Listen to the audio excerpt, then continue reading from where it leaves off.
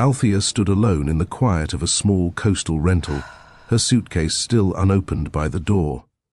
She had not cried when she left. She had not raised her voice. She had not asked for explanations she already understood. The marriage ended without a scene, without witnesses, without proof anyone else would recognize as betrayal. That was the hardest part. From the outside, nothing looked broken. The ring was still on the counter. The home still stood. His name still carried weight. But Althea knew something had been taken from her long before she walked away. Not love, not comfort, choice. She remembered the moment she realized silence could be a decision. A slow one, a deliberate one, a decision made daily by someone who knew the truth and chose not to share it. Some betrayals arrive loudly, others arrive politely. They sit beside you at dinner, they sleep next to you. They say the right words while building a future that no longer includes you. Althea did not leave because she stopped loving him. She left because she finally heard what his quiet had been saying all along. And if you have ever trusted someone who stayed calm while slowly stepping away from you, then you already understand how painful silence can be. Pause here. This is not a story about shouting. This is not a story about scandal. This is a story about what happens when silence becomes a weapon. Here is the question no one prepares you for. What hurts more?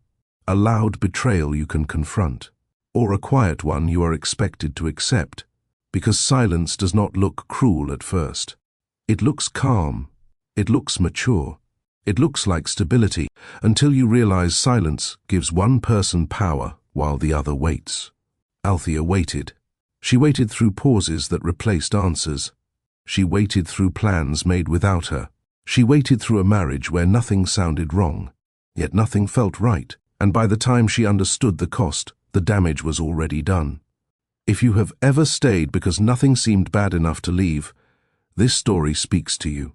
If you have ever sensed distance but blamed yourself, this story speaks to you.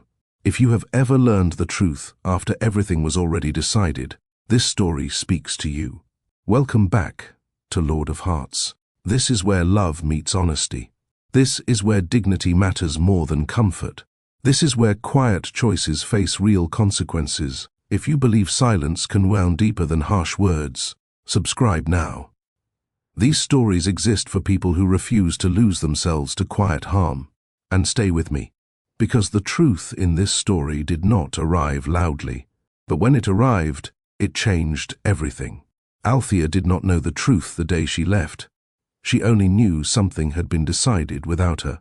That realization changes a person. When someone you love begins making plans in silence, every memory feels uncertain. You replay conversations. You question moments that once felt safe. You wonder how long the distance existed before you noticed it.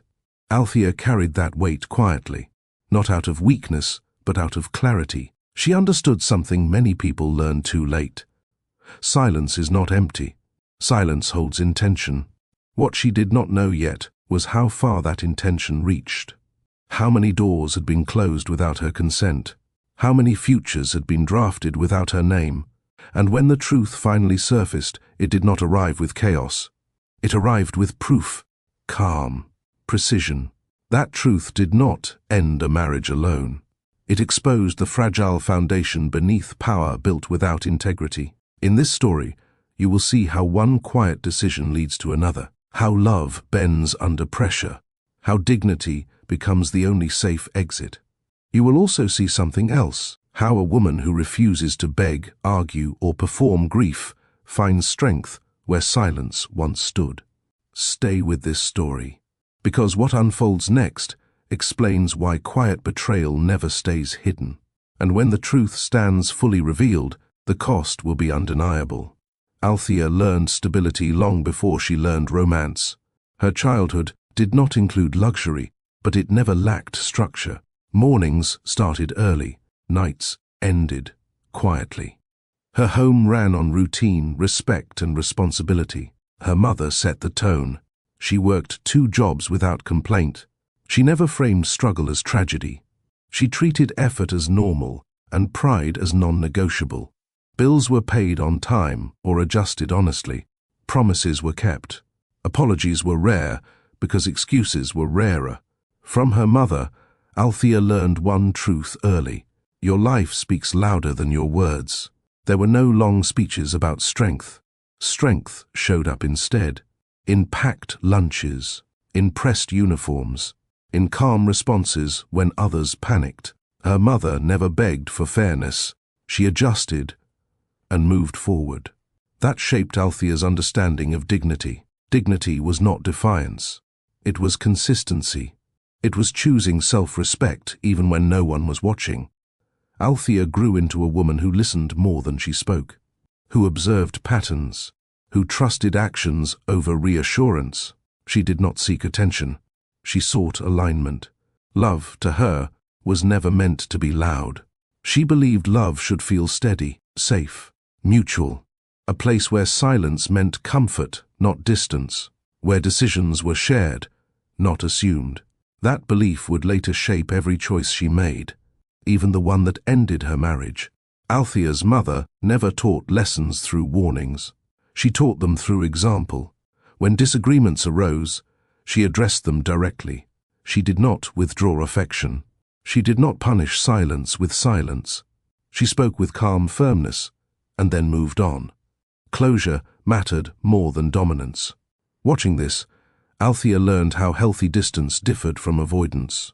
Her mother showed her how to stand her ground without turning cold, how to say no without cruelty, how to walk away without leaving confusion behind. One rule stayed constant in their home: never trade your peace for approval.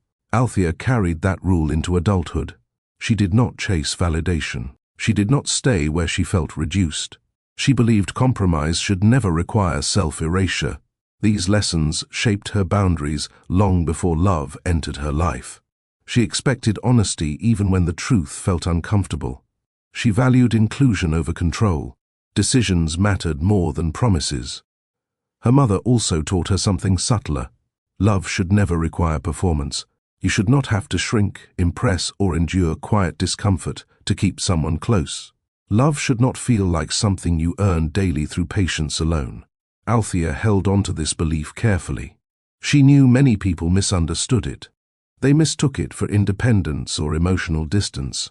But for her, it meant clarity. When she eventually chose a partner, she would choose someone who understood that love meant partnership, shared direction, mutual respect, someone who spoke when something changed. These expectations were not demands. They were standards, and standards, once set, are difficult to betray without consequence. Althea chose her work with intention. She worked in non-profit housing because it placed her close to real lives. Not numbers, not optics, people, families navigating uncertainty with quiet strength, mothers protecting children with limited resources, elders holding on to dignity while systems moved too fast around them. Her role required patience, listening, follow-through. She learned how trust formed slowly and broke instantly. She learned how promises carried weight only when honored. She learned how silence from those in power caused more harm than open refusal. This work sharpened her instincts. She could sense when people withheld information. She noticed when decisions happened elsewhere and landed without warning. She understood how exclusion felt before it ever needed explanation. Service did not harden her. It refined her. Althea believed dignity lived in choice, in being informed, in being respected enough to participate in decisions affecting your life. That belief shaped how she viewed love. Love, to her, was not intensity. It was inclusion. She expected conversation, even when topics felt uncomfortable. She expected transparency, even when outcomes felt uncertain. She expected presence, not performance. Romance mattered. Tenderness mattered. Touch mattered. But none of it replaced honesty. She wanted a partner who would sit beside her in planning, not move ahead while she followed. Someone who understood love as shared direction rather than quiet authority. Althea did not rush love. She waited for alignment. And when she finally believed she had found it, she trusted fully. That trust would later be tested. But the woman she was before love ensured one thing: she would never lose herself trying to keep someone who chose silence over partnership. Cassian lived in a world built on precision. Every decision carried weight. Every pause was interpreted. His name moved rooms before he entered them. People listened closely when he spoke, and closer when he did not. He had earned that authority through discipline, long hours, calculated risks, an ability to stay composed when others reacted emotionally. His company shaped neighborhoods, employment, and opportunity across the city. From the outside, his life looked controlled, structured, predictable. Inside, it felt narrow. Cassian learned early that power rewarded restraint. Emotions stayed private. Doubt stayed hidden. Confidence needed to appear steady, even when certainty wavered. He understood influence as responsibility, but also as exposure. Every move faced scrutiny. Every relationship reflected back on his leadership. That understanding shaped how he presented himself: measured, reliable, contained. With Althea, he allowed himself small freedoms. He listened more. He slowed down. He enjoyed moments without agendas. But those moments existed beside a public role that never paused. To his investors and board, Cassian was not a man. He was an outcome. Results mattered more than relationships. Stability mattered more than sentiment. Image mattered more than nuance. Cassian knew this. He accepted it. And over time, he learned how to separate who he was from what was expected. That separation became habit. At first, it felt protective. Later, it felt necessary. And without realizing it, Cassian began living in two versions of himself, one shaped by connection, the other shaped by control. That divide would grow. The pressure did not arrive suddenly. It accumulated. Board meetings shifted in tone. Questions sharpened. Concerns about image surfaced more often than concerns about values. Cassian listened as suggestions became expectations. They spoke about growth. They spoke about confidence. They spoke about perception. What they meant was control. Cassian understood the risk of appearing uncertain. In his world, hesitation invited doubt. Doubt invited interference. Interference stripped authority. He began to feel watched even when no one spoke. Every choice felt evaluated. Every pause felt recorded. He learned to anticipate objections before they formed. He adjusted language. He softened truths. He delayed conversations he feared might complicate outcomes. That fear settled quietly. He feared losing influence. He feared appearing divided. He feared making emotional choices that others could frame as weakness. So he compartmentalized. He kept his professional world airtight. Clean lines, limited access, no unpredictability. His personal life followed behind, adjusted to fit the shape already drawn. He told himself this separation protected Althea. He told himself it protected the company. But protection slowly became distance. Decisions happened faster when he handled them alone. Explanations took time. Inclusion required vulnerability. And vulnerability felt expensive in rooms where leverage mattered more than trust. Cassian did not intend to exclude Althea. He simply stopped looping her in. At first, it felt temporary. Then it felt efficient. And efficiency, once rewarded, rarely questions itself.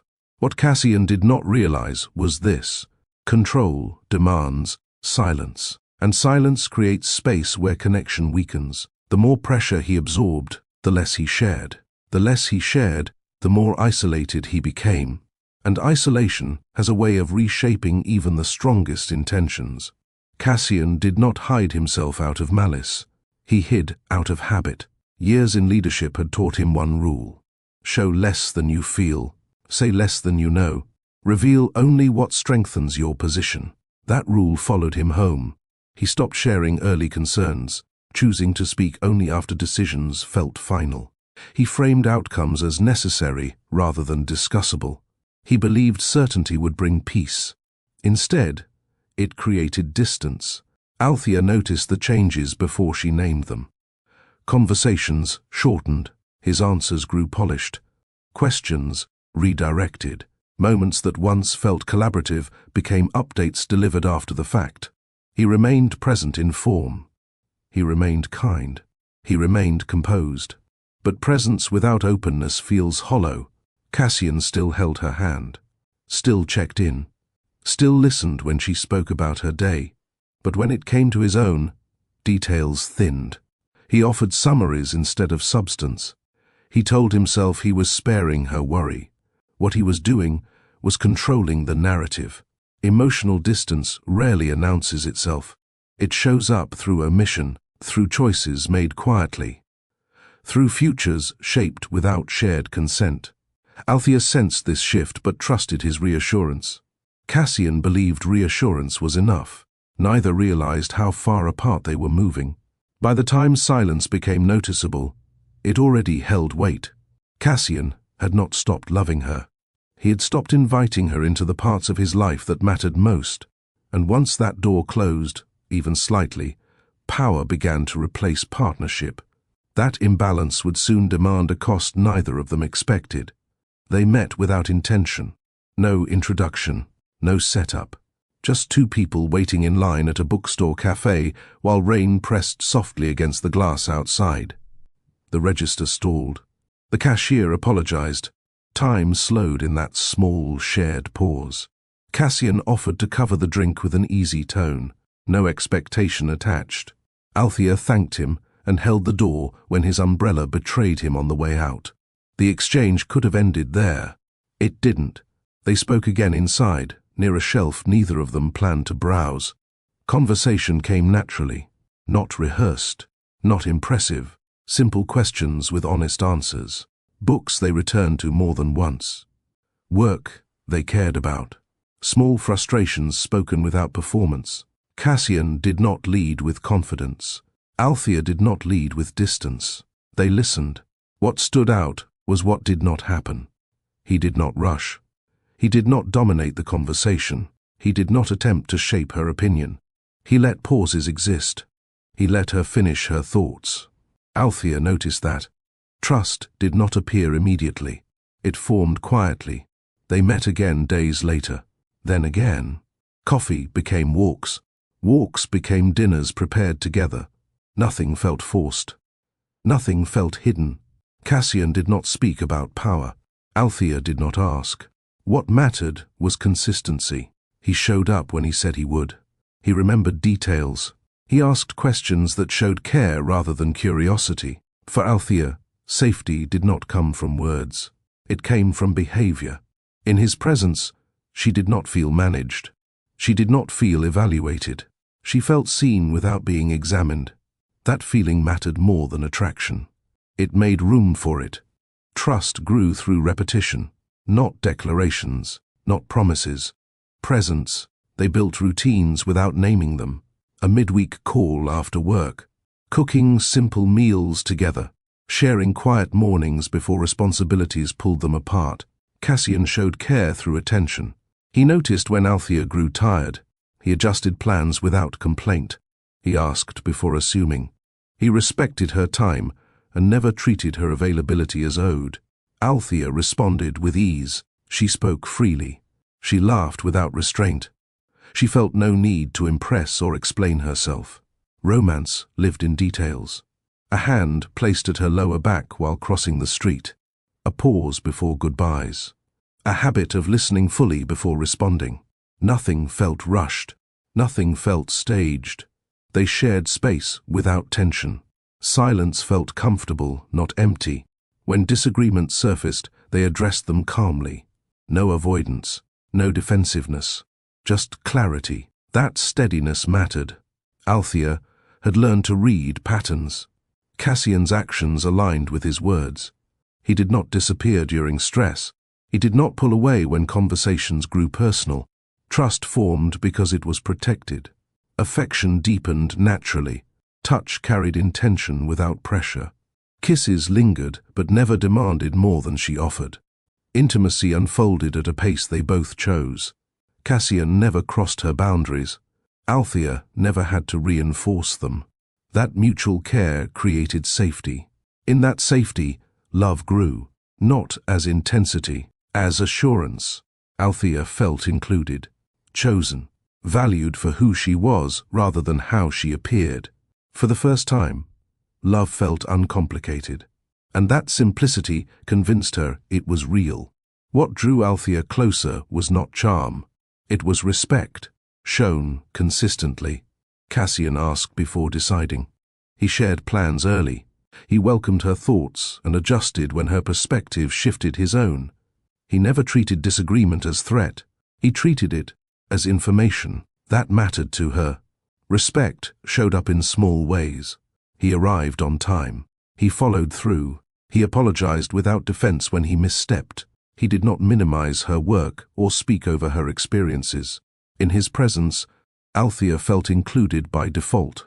She noticed how he spoke about others, with care, with fairness, without reducing people to tools or outcomes. It told her how he would treat her when pressure arrived. Safety formed from that pattern. When she spoke about her values, he listened. When she spoke about her limits, he honored them. When she needed space, he gave it without guilt. When she needed closeness, he met her there. Intimacy followed trust. Touch felt intentional, never rushed. He held her hand during conversations that mattered. He rested his forehead against hers before sleep. He stayed present in moments that did not benefit him. Althea did not feel managed. She felt partnered. That partnership made vulnerability possible. She shared fears she rarely voiced. He shared doubts he kept hidden elsewhere. Their connection deepened because neither felt the need to perform strength. Love felt steady, predictable in the best way. For Althea, safety meant this. She could relax without watching for shifts. She could trust without bracing for loss. She could imagine a future without shrinking herself to fit it. That sense of safety became the foundation she built her commitment on. And when they chose marriage, she did so believing the respect she felt would remain. They married without spectacle. No press, no announcements, no expectations placed on the moment beyond commitment. The ceremony took place near the coast, early in the morning. A small gathering. Simple vows. No rehearsed speeches. Althea wore a dress chosen for comfort, not display. Cassian looked relieved, as though something heavy had finally settled into place. For a while, peace held. Marriage did not change their rhythm, it softened it. Mornings felt slower. Evenings felt fuller. They cooked together, shared chores without negotiation, spoke openly about plans and finances. Decisions felt mutual. Althea believed they had protected their relationship by keeping it small. Cassian believed the same. They lived quietly, intentionally. No forced appearances, no roles to perform. Just two people building a life without interference. That calm became their normal. It was during this period that Althea felt most certain. Cassian still listened, still asked, still adjusted. He spoke about work with transparency. He involved her in discussions about timing and travel. He treated her as a partner, not an accessory. She trusted the steadiness. Looking back, this peace mattered. It made the later shifts harder to name, because nothing broke all at once. Nothing fell apart publicly. The marriage did not change overnight. The world around it did. And slowly, quietly, the space they had protected began to fill with demands that did not ask permission before entering. The requests started as suggestions. A dinner moved to a later hour. A weekend shortened by travel. A meeting added without discussion. Cassian explained each change calmly. Growth required attention. Visibility mattered. Timing felt urgent. None of it sounded unreasonable on its own. Althea listened and adjusted. She rearranged her schedule. She attended events she once declined. She learned names and roles she never needed to know before. She stood beside him when asked, and stepped back when space felt expected. At first, adaptation felt like support. She told herself this was partnership in motion. Seasons shifted. Responsibilities expanded.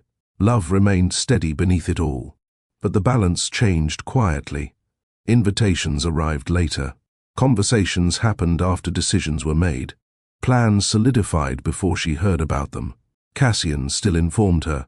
He simply did not consult her. Althea noticed the difference. She began preparing herself before gatherings. Not emotionally, but practically. What was expected, how long she would stay, when she would leave. She learned to read the rhythm of his world and fit herself into it without disrupting flow. Cassian thanked her for understanding. He praised her flexibility. Those words carried weight. They framed adaptation as virtue. Althea accepted that framing longer than she should have. She believed patience would restore balance. She believed adjustment would pass. She believed closeness would return once pressure eased. What she did not realize yet was this. Adaptation without inclusion changes the shape of a relationship. And while she adjusted quietly, something else was forming. A version of their marriage where presence replaced partnership. The shift remained subtle, but subtle shifts compound. The changes became easier to notice once Althea stopped explaining them away. She learned about meetings after they ended. Trips were mentioned as confirmations, not plans. Introductions shifted. She became my wife, instead of a partner with context. Nothing sounded wrong on the surface. Cassian still checked in, still asked how her day went, still shared meals when schedules allowed. But something essential was missing. Participation. Althea felt it during conversations that ended too quickly, during answers that sounded complete but revealed little, during moments when she sensed decisions had already settled into place elsewhere. She began asking careful questions, not accusations, clarifications. Cassian responded kindly. Briefly, he assured her everything was handled. He framed certainty as comfort. He believed calm answers reduced worry. They reduced connection instead. Emotional distance does not announce itself. It forms through habit, through choosing ease over conversation, through protecting outcomes at the cost of inclusion. Althea felt herself becoming careful too. She paused before speaking. She chose timing wisely. She measured her words so they would not add pressure. She told herself love meant patience, but patience without reciprocity turns heavy. She missed how they used to talk, how decisions once unfolded together, how disagreement felt safe. She missed being invited into the process rather than updated at the end. Cassian noticed her quiet but misunderstood it. He believed things were stable because there was no conflict. Stability to him meant success. To Althea, it began to feel like absence. And while neither raised their voice, something important slipped further out of reach each day. Distance stopped feeling temporary. Althea noticed it in moments that used to feel natural. Shared meals shortened. Conversations stayed surface level. Laughter appeared, then disappeared without landing. Cassian remained present in routine, absent in depth. When she spoke about her work, he listened but no longer asked follow-up questions. When she spoke about the future, he responded with assurance instead of discussion. He sounded confident, final. She began to feel like a guest in decisions that shaped their life.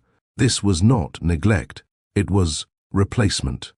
Presence replaced partnership. Updates replaced conversations. Certainty replaced collaboration.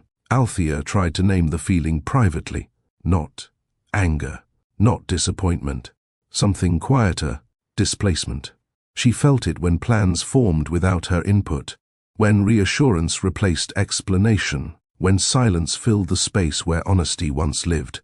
Cassian believed things were fine because nothing sounded wrong. Althea felt something was wrong because nothing sounded real. She did not accuse him. She waited. She hoped awareness would return on its own. It did not. The quiet grew heavier, not tense, controlled, managed, predictable. And that predictability frightened her more than conflict ever could. Because love that stops asking stops caring about answers. Before we continue, pause here. If you were in her place, what would you do when love starts turning silent? Would you wait? Would you ask again? Or would you walk away before silence decides for you? Tell me in the comments. The message arrived on an ordinary afternoon. Althea was reviewing notes from work when a notification appeared. A sender she did not recognize, a polite opening, an apology for the confusion, an attachment included for reference. She almost ignored it. Curiosity stopped her, not suspicion. The tone sounded professional, respectful, the kind of mistake people make when they move too quickly. She opened the document. At first, nothing felt alarming. Charts, timelines, property groupings, language built for efficiency. She scanned without urgency, assuming it had nothing to do with her. Then she saw the structure. Assets shifted into separate holdings. Control reassigned. Oversight redirected. The pattern felt intentional, clean, thought through. Althea read again, slower this time. Her name appeared once, only once, in a section labeled Personal Considerations. The rest of the document spoke as if she were peripheral, a variable accounted for, then set aside. She felt no rush of panic, no shock, just focus. She checked the sender line again. A junior associate, someone unfamiliar with her role, someone who likely assumed she belonged in the same circle of information. She scrolled further. Notes referenced long-term planning, reputation management, continuity, words chosen carefully to sound neutral while outlining separation between public image and private alignment. Althea closed the file. She did not confront Cassian. She did not forward the message. She did not ask questions yet. She understood something important in that moment.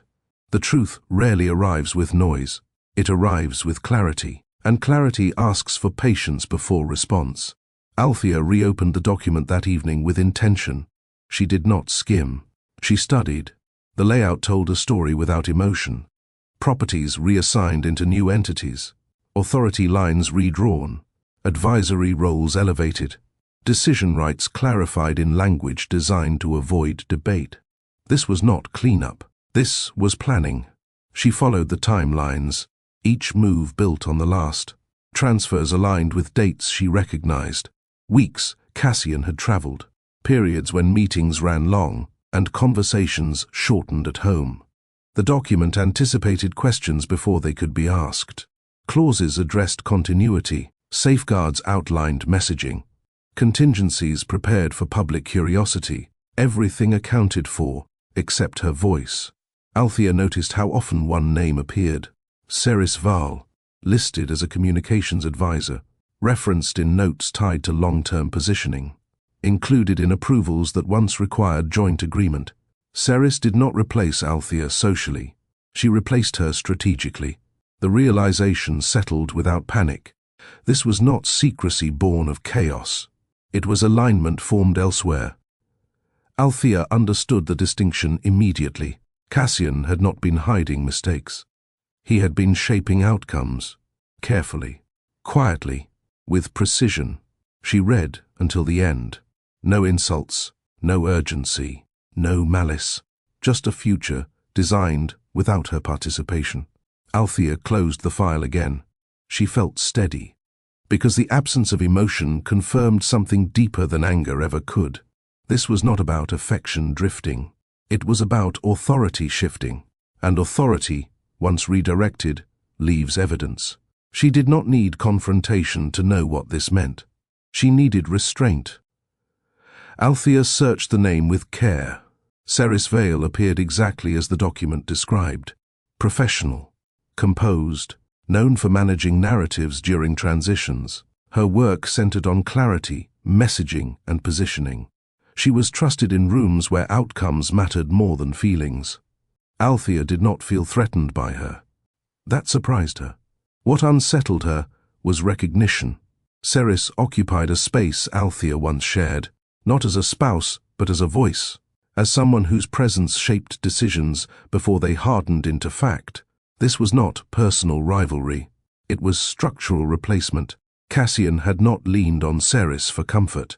He had leaned on her for alignment, for reinforcement, for certainty in spaces where Althea's questions once lived. The betrayal clarified itself. Cassian did not remove Althea from his life. He removed her from influence. He kept affection intact. Routine intact, stability intact, but he redirected trust, authority, and future planning towards someone whose role required agreement, not challenge. That choice cut deeper than infidelity ever could. Althea saw the pattern clearly now. The shortened conversations, the calm assurances, the decisions delivered as conclusions. None of it was accidental. It was efficient, and efficiency has no room for shared power. Althea sat with the truth without reacting. She did not pace. She did not cry. She did not rehearse confrontation. She understood that reacting would only grant the moment control. Restraint gave her clarity. She needed time. She needed information. She needed to move without revealing her awareness. Because once alignment shifts, exposure follows preparation. Althea chose patience, and in choosing it, she reclaimed something Cassian had already given away: her agency. Althea did not act immediately. She moved through the days as usual. Morning routines stayed intact. Conversations remained polite. She listened more than she spoke, and spoke only when necessary. Cassian noticed nothing. That told her everything. Restraint gave her space to think without interference. She reviewed what she knew and what she needed. She separated emotion from action. Hurt existed, but it did not lead. Clarity did. She understood that confrontation would change the balance. It would alert Cassian. It would prompt explanations shaped for control rather than truth. She did not want reassurance. She wanted accuracy. So she waited. She observed how often Ceres appeared in schedules, how language shifted when decisions were mentioned, how Cassian framed outcomes as settled rather than shared. Each confirmation strengthened her resolve. Althea chose dignity over reaction. She chose timing over impulse. She chose self-respect over urgency. That choice felt heavy. It also felt right. She prepared quietly. Documents copied. Conversations remembered. Patterns noted. Nothing dramatic. Nothing careless. She reminded herself of who she was before love. A woman who valued clarity. A woman who understood that silence, when used deliberately, can be protective. Cassian had used silence to move ahead. Althea would use it to step away. The decision formed without ceremony. No announcement, no demand, no threat. Just certainty. She would leave with her composure intact. She would leave with the truth preserved.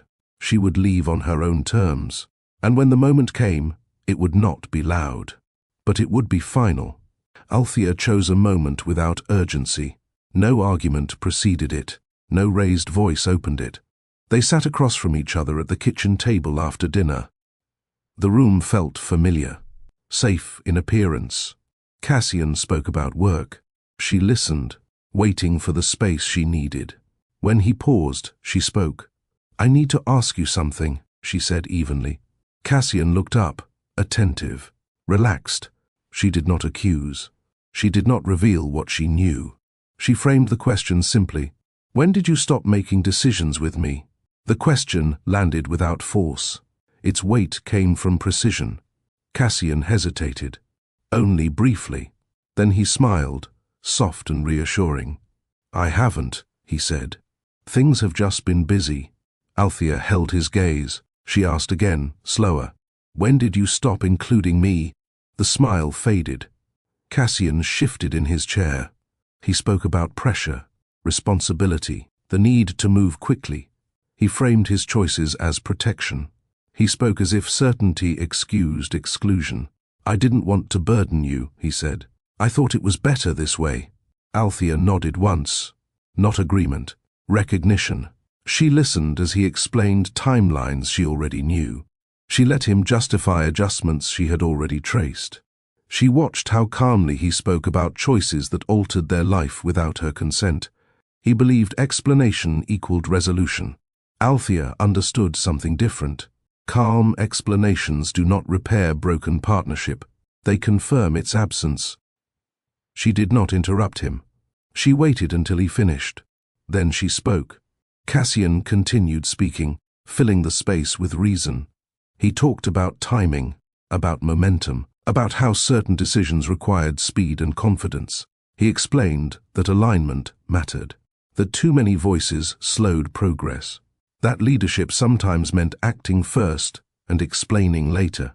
He framed his silence as responsibility, not exclusion. "I was trying to keep things stable," he said. "I thought you trusted me." Althea heard the shift. Trust had become leverage. Stability had become control. She did not argue his logic. She did not counter with documents or names. She let his words stand on their own. When he finished, the room stayed quiet. Then she spoke. "Marriage is not one person deciding and the other adapting," she said. "Marriage is choosing together, even when it costs time, comfort, or certainty." Cassian frowned, surprised by the calm certainty in her voice. "I never meant to shut you out," he said.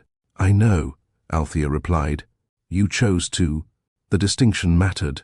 She explained without heat.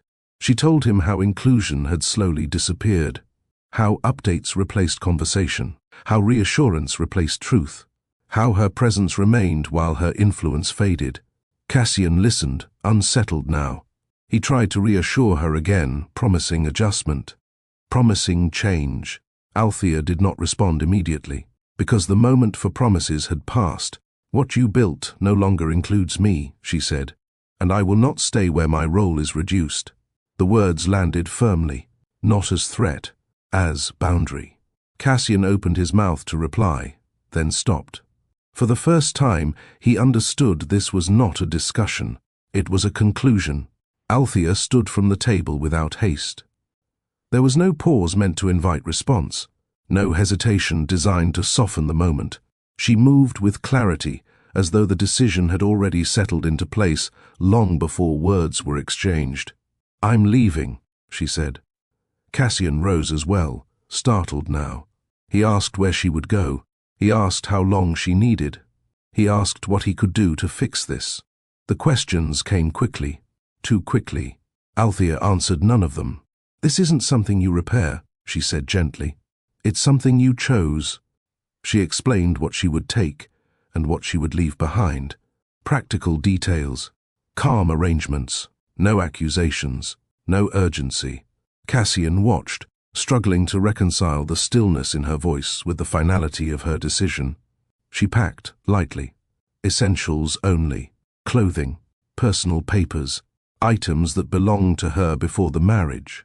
She did not rush. She did not linger. The house felt unchanged. That was the hardest part. Familiar rooms, shared spaces, objects placed with care. Everything looked intact, yet something essential had already gone. Cassian followed her to the door. He spoke her name once, quietly. Althea turned. "I loved you," she said. That part was real, but love does not survive where partnership ends. She stepped outside. No scene followed, no final speech, no dramatic farewell.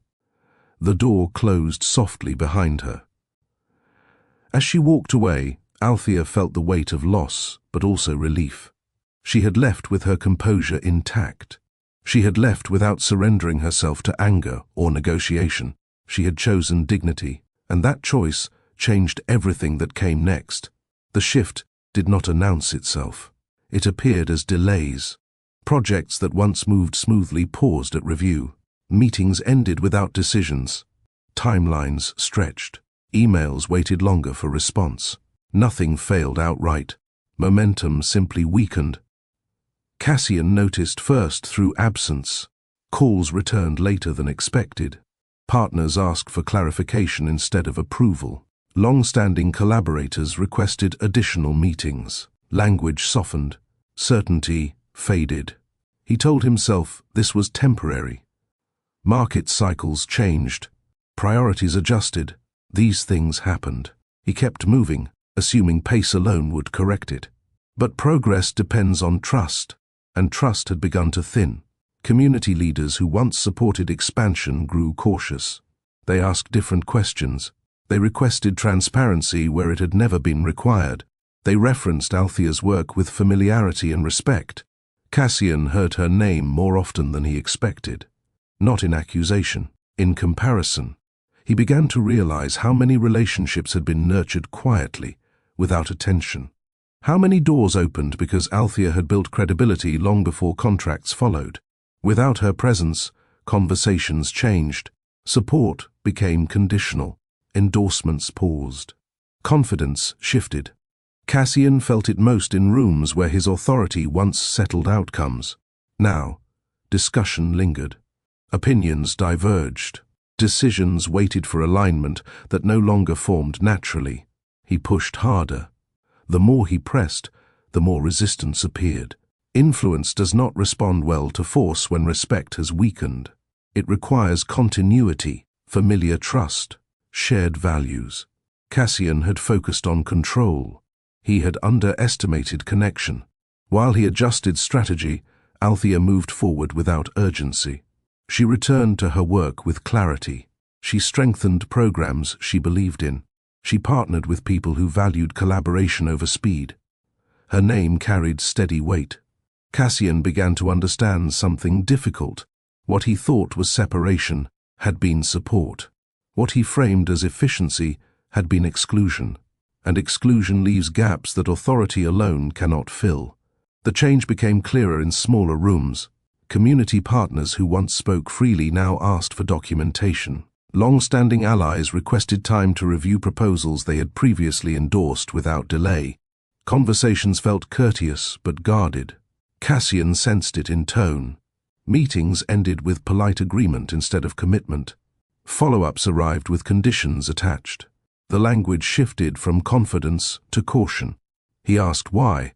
No one accused him. No one challenged his authority. They spoke about alignment, about shared values, about continuity of leadership.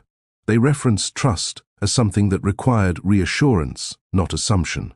Cassian recognized the pattern too late. Many of these relationships had been anchored by Althea's presence. She had built credibility through listening, consistency, and follow-through. She had remembered names. She had returned calls. She had honored timelines even when no one watched. Without her, the rhythm changed. Leaders who once welcomed expansion now paused to consider impact. They wanted to know who would be involved long-term, who would remain accountable when attention shifted. Cassian offered guarantees. They asked for proof. He referenced strategy. They referenced history. The contrast unsettled him. His reputation did not collapse. It recalibrated. He was still respected, still recognized, but the automatic confidence he relied on no longer followed him into every conversation. People listened carefully now. They weighed options. They sought consensus rather than deferring. That difference slowed everything. Cassian tried to compensate by increasing visibility. He scheduled appearances. He delegated outreach. He emphasized stability. But trust does not respond to volume. It responds to familiarity. Meanwhile, Althea's work continued quietly. Community leaders reached out to her directly, not for influence, for collaboration. They valued her clarity. They valued her consistency. Her name carried assurance because it always had. Cassian felt the comparison most when he heard it spoken plainly. She understands how this affects people. It was not criticism. It was observation. For the first time, Cassian understood how much of his authority had been supported by credibility he did not personally maintain. And without that foundation, influence felt heavier to carry. The shift reached beyond community circles into professional ones. Cassian noticed it during industry gatherings. Conversations stayed polite but less open. Introductions felt formal instead of familiar. People listened, nodded, and asked for follow-ups instead of agreeing on the spot. He was still invited. He was no longer centered. Reputation did not fall apart. It changed shape. Colleagues who once echoed his direction now offered alternatives. Advisors asked for shared approval rather than deferring. Decisions that once moved forward with a signature now required consensus.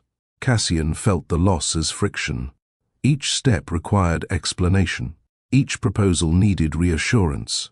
Each meeting ended with conditions instead of confidence. He tried to correct course by tightening control. He refined messaging. He emphasized outcomes. He leaned on advisors who supported certainty over discussion. The response disappointed him. Influence weakened further. People began to ask who would remain accountable if leadership changed again. They asked how decisions would include broader voices. They asked questions that once felt unnecessary. Cassian realized the problem was not opposition. It was hesitation. Hesitation signals doubt. Doubt slows momentum. Momentum had been his strength. Without it, leadership felt exposed. He began to reflect on how this happened. Not in one moment, but in many. He recalled conversations he shortened, questions he avoided, decisions he made alone to save time. What he had called efficiency, others now read as distance. Meanwhile, Althea's presence continued to steady spaces she entered. She focused on her work. She strengthened partnerships built on trust rather than speed. She chose progress that included people instead of managing them. Her reputation grew without announcement. Cassian heard her name mentioned with assurance. He recognized the tone immediately. It was the tone he once carried. That recognition cut deep, not because he lost status, because he understood why. Influence depends on relationship. Relationship depends on inclusion. He had chosen control over partnership, and control does not inspire confidence when pressure rises. By the time Cassian admitted this to himself, the cost was already clear. Power without shared trust holds no weight. Althea did not pause to watch what followed. She focused forward, her days filled with work that mattered. Meetings centered on people, not positioning. She strengthened programs she believed in, and deepened partnerships built on trust rather than speed. She chose consistency over visibility. Leaders responded to that choice. They returned calls. They asked her to weigh in early.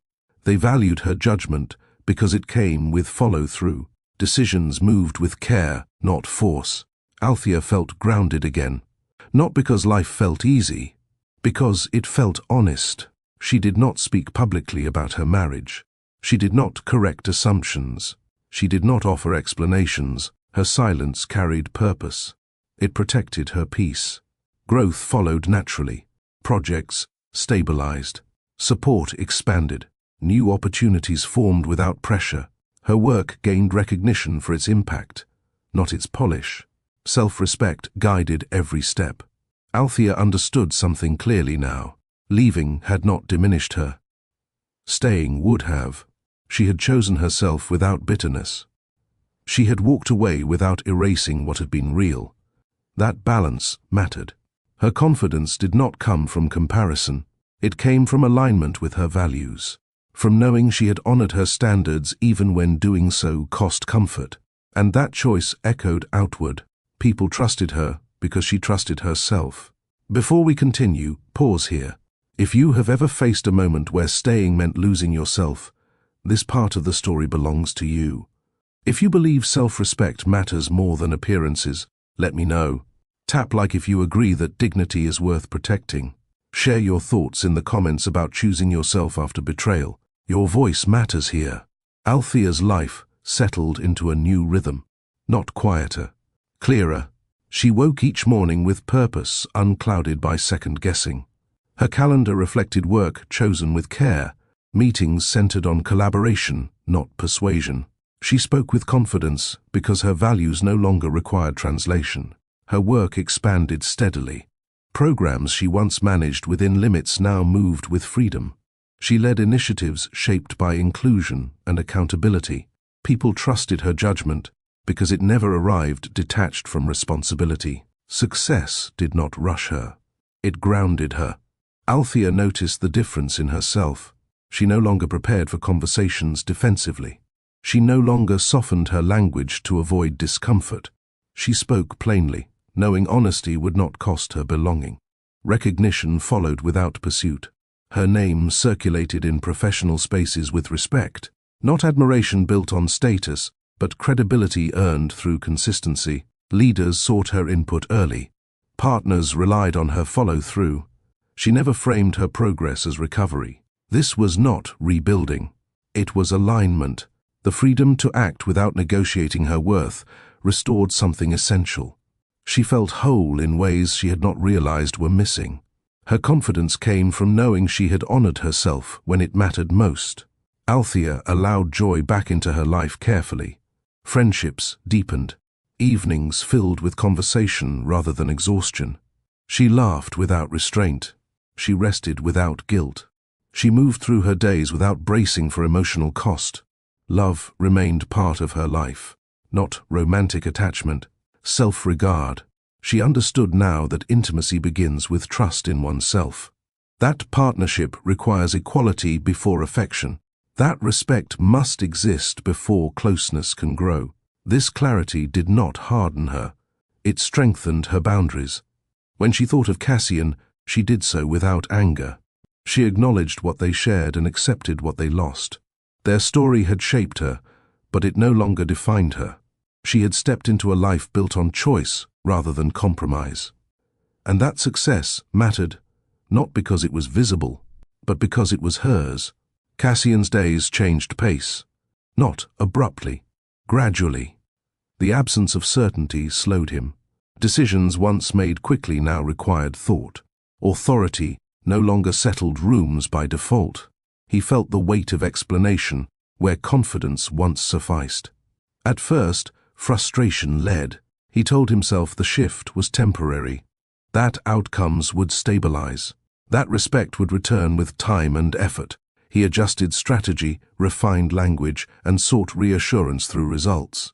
Results did not answer what he had lost. The quiet forced reflection. Cassian began to replay moments he once dismissed.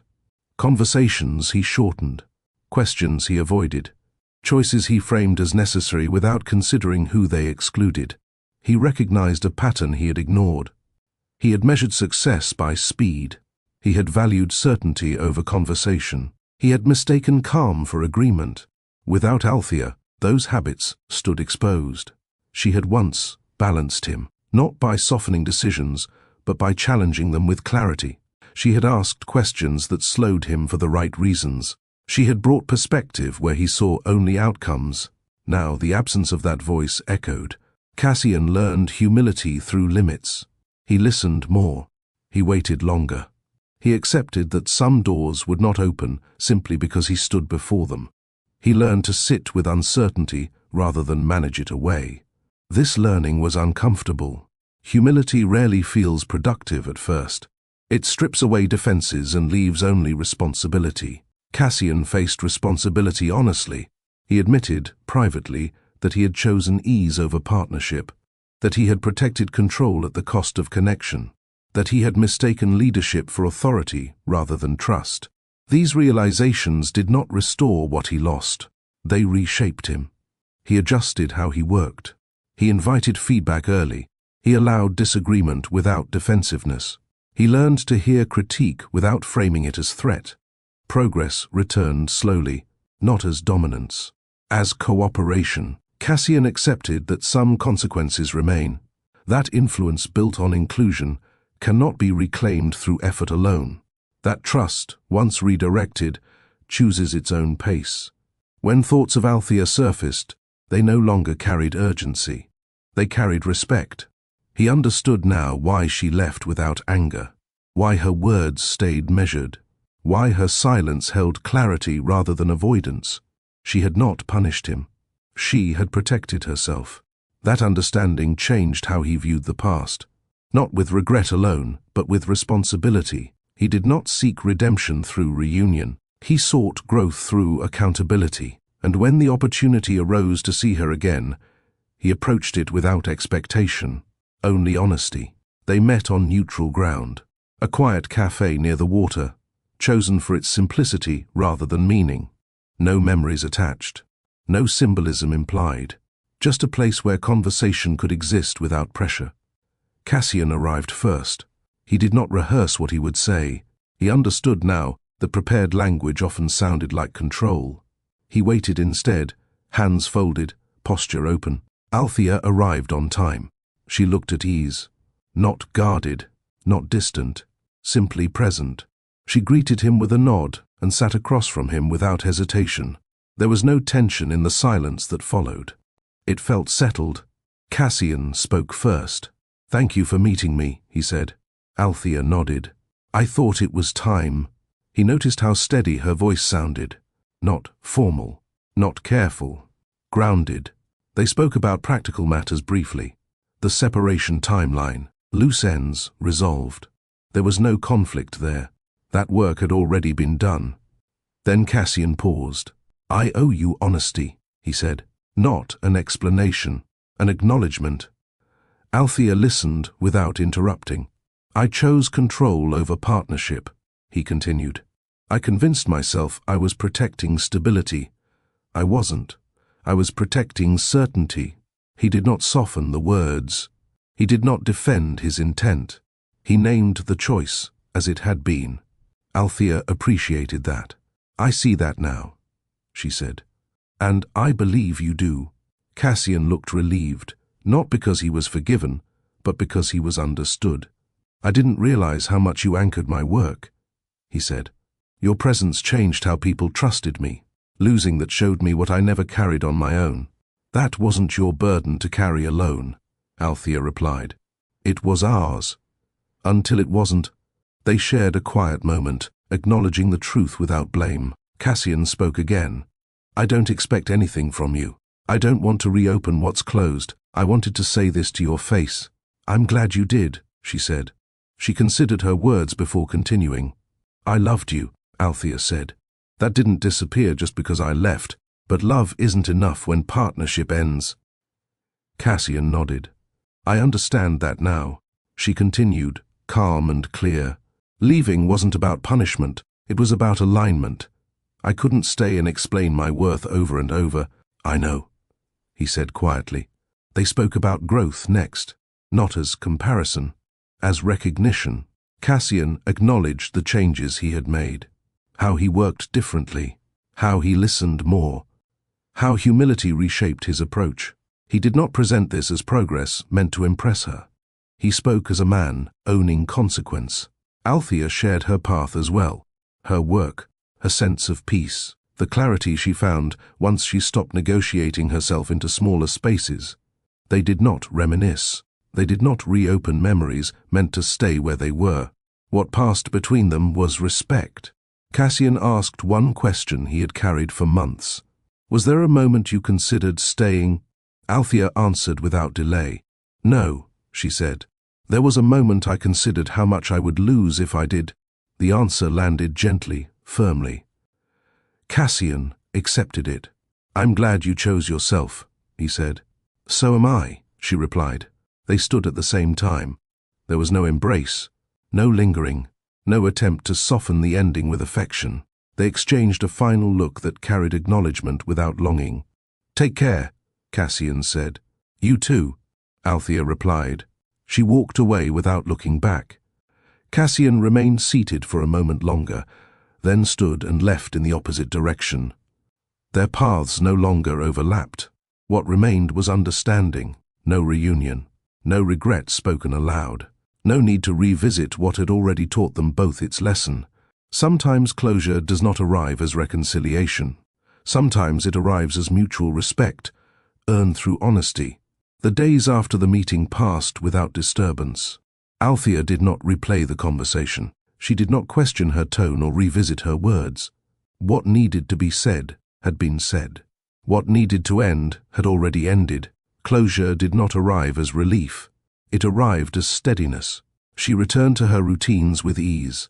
Work flowed. Conversations felt grounded. Decisions felt clean. The meeting had not reopened anything. It had sealed what was already complete. Respect, she realized, was the final gift they could offer each other. Cassian experienced the same quiet afterward. He did not leave the cafe with regret. He left with clarity. The conversation had not restored what was lost, but it had corrected something internal. He no longer carried unfinished thought or unspoken responsibility. He understood now that endings do not always require agreement. They require truth. In the weeks that followed, Cassian noticed how the meeting affected him. He moved through work with a different posture, less guarded, more attentive. He listened without preparing responses. He allowed others to speak without framing their input as delay. People noticed, not because he announced change, because he embodied it. Althea's influence remained present in his growth, but not as longing, as instruction, as a reminder of what partnership demands. He no longer associated strength with control. He associated it with inclusion. That lesson stayed. For Althea, the meeting confirmed something essential. She had not left too early. She had not waited too long. Her timing had been precise. She had honored love without sacrificing dignity. She had acknowledged truth without accepting reduction. She had allowed growth without reopening attachment. That balance mattered. Friends noticed the difference in her as well. Not confidence in the loud sense, calm certainty, a grounded presence that did not seek validation. She spoke about the past without bitterness. She referenced Cassian without resentment. She did not frame the story as victory or loss. It was a chapter that ended because it had taught what it needed to teach. Mutual respect does not require closeness. It requires honesty, and honesty, once shared, does not need repetition. Althea carried that understanding forward. She did not close herself to future love. She simply refined her standards. Partnership would require shared direction. Decisions would require inclusion. Silence would never replace conversation again. Cassian carried his understanding forward as well.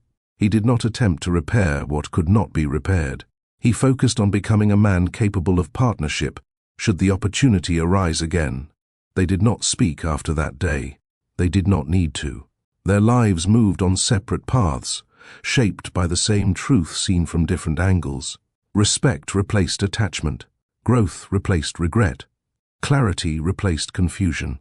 That was the ending. Not dramatic, not loud, but complete. Every story teaches something. This one teaches quietly. Power does not always raise its voice. Sometimes it withdraws it. Sometimes it decides without discussion and calls the outcome stability. Silence often wears a calm face. It looks composed. It sounds reasonable. It avoids conflict and promises peace. But silence used to exclude becomes a form of control. Althea did not lose her marriage because of anger or chaos. She lost it because decisions stopped being shared, because reassurance replaced honesty, because partnership slowly gave way to management. That is the danger of quiet harm. Love does not end only through betrayal you can name. It also ends when one person carries direction alone and calls it responsibility. This story reminds us of something essential. Love is not endurance. It is participation. When one voice consistently shapes the future and the other adapts, love begins to shrink. When questions feel inconvenient, connection weakens. When silence replaces conversation, trust erodes. Dignity matters because it protects the self before resentment forms. Althea did not leave to prove a point. She left to preserve alignment with who she was before love. She chose clarity over comfort. She chose self-respect over reassurance. Cassian's journey teaches a different lesson. Power without inclusion loses influence. Control without connection weakens leadership. Authority built without shared trust cannot hold when pressure rises.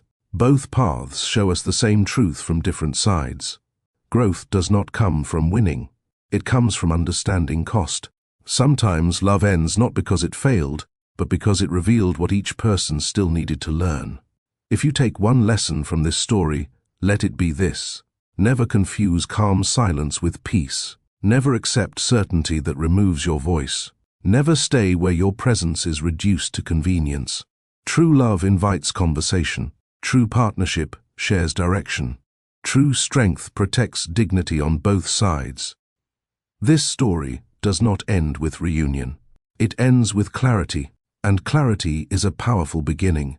There is a reason stories like this stay with us. They reflect moments many people recognize but struggle to name. Times when everything looks calm on the surface, yet something inside feels unsettled. Times when love exists, but direction no longer feels shared. This story reminds us that growth does not always come through dramatic endings. It often comes through quiet decisions made with honesty. Althea's strength was not loud. It was steady. She did not leave to punish or to prove. She left because staying would have required shrinking herself. That choice carried courage because it asked her to walk away from comfort without anger guiding her. That is not easy. Many people stay because silence feels safer than conflict, because certainty feels kinder than uncertainty, because starting over feels heavier than enduring quiet imbalance. But endurance without mutual respect drains the soul.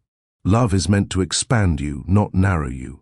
It is meant to offer partnership, not permission. When love asks one person to carry all the adaptation, while the other carries all the authority, something vital breaks. This story also speaks to those who hold power.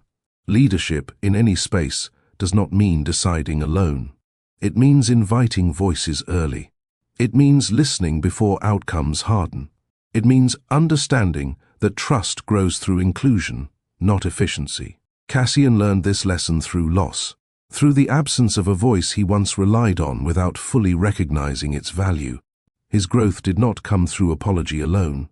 It came through humility and changed behavior. That matters, because accountability is not what you say when confronted. It is what you change when no one is watching. Both paths teach us this. You do not need to be loud to be strong. You do not need to stay to prove loyalty. You do not need to accept silence to preserve love. Choosing yourself does not mean you failed at love. It means you honored it enough to demand honesty. As you reflect on this story, ask yourself one question. Where in your life do you need more conversation instead of reassurance? It might be in a relationship. It might be at work. It might be within yourself. Clarity begins when you stop explaining your worth and start protecting it. That is the heart of this story. That is the heart of Lord of Hearts. If this story spoke to you, take a moment to engage. Subscribe to Lord of Hearts for stories that explore love, dignity, and growth with honesty. Stories that remind us we are allowed to choose ourselves without bitterness. Share this story with someone who needs permission to value their voice. And in the comments, tell me this. What is one boundary you learned to set later than you wish you had? Your experience matters, your voice matters, and your story deserves respect. Thank you for spending this time with me. Until the next story, protect your heart, protect your dignity, and never forget that real love invites you fully into the future it is building.